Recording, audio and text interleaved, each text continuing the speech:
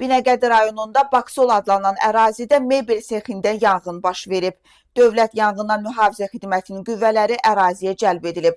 Hazırda yanğınla mübarizə tədbirləri davam etdirilir.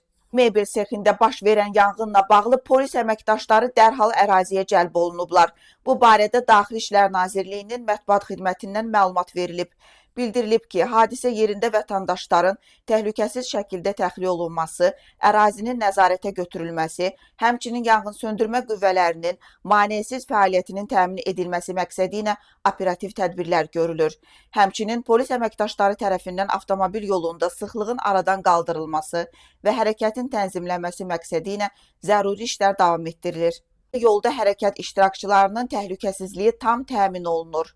Qeyd olunub ki, baş verən hadisə ilə əlaqədar post patrul xidməti və yol polisi əməkdaşları tərəfindən nəzarət tədbirləri gücləndirilib.